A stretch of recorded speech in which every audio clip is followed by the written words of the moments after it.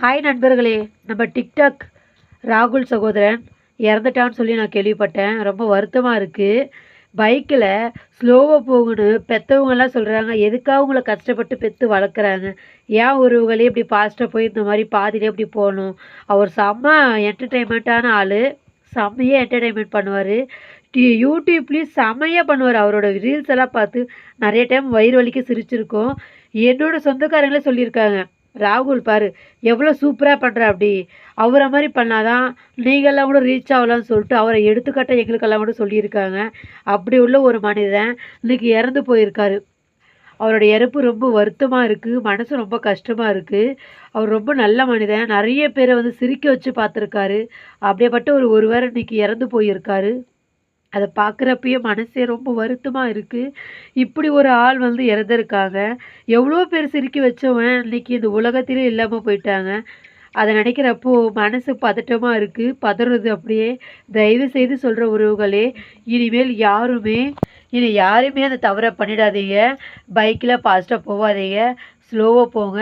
உங்களுக்காக இல்லைனாலையும் உங்களோட பெற்றவங்களுக்கு, உங்களுக்கு சப்போஸ் மேரேஜ் ஆகிருக்கலாம், உங்களோட மனைவிக்கு, உங்களோட குழந்தைகளுக்கு நீங்கள் ஒரு ஒரு ஒரு உருவமாக அந்த வீட்டில் இருக்கணும். ஒரு அப்பாவாக, ஒரு கணவனாக, ஒரு மகனாக இந்த இடத்தையெல்லாம் நீங்கள் நிரப்பியே ஆகணும்.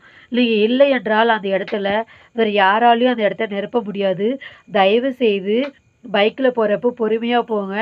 ராகுல் சகோதரா, என்னோட மனமார்ந்த இரங்கலை தெரிவித்துக் கொள்கிறேன். கண்டிப்பாக என்னோட நிலைமை மோசமாக இருக்குது. உங்களோட இறப்பு தெரிஞ்ச உடனே நான் வந்து உங்களை பார்த்துருக்கணும், வர முடியல. உங்களோட ஆத்மா சாந்தடியாக நான் இறைவனை கண்டிப்பாக வேண்டுகிறேன்.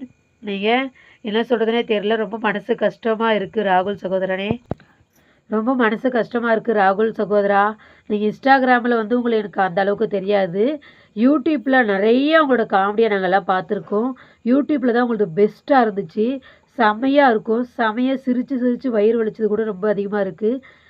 நிறைய பேர் என்னோடய குழந்தனார், என்னோடய நாத்தனார், இவங்க எல்லாருமே சொல்லியிருக்காங்க, ராகுல் சூப்பராக பண்ணுறா அப்படின்னு. உங்கள் லிங்க்கெல்லாம் கூட எனக்கு ஷேர் பண்ணியிருக்காங்க. அதெல்லாம் பார்த்து நான் அதுக்கு பிறகு தான் உங்களோட பாப்புலாரிட்டி எல்லாம் போய் பார்த்துருக்கேன். பெஸ்ட்டாக இருக்கும்.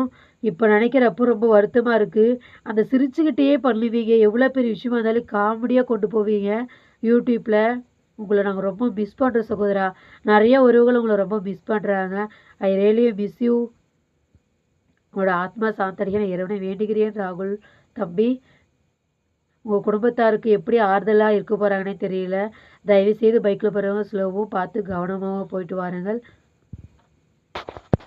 என்ன சொல்கிறதுனே தெரில ஃப்ரெண்ட்ஸ். தயவுசெய்து ஸ்லோவாக போங்க, பார்த்து கவனமாக போங்க. நம்ம ராகுல் தம்பிக்கு அனைவரும் இரங்கல் தெரிவிங்க, சரிங்களா?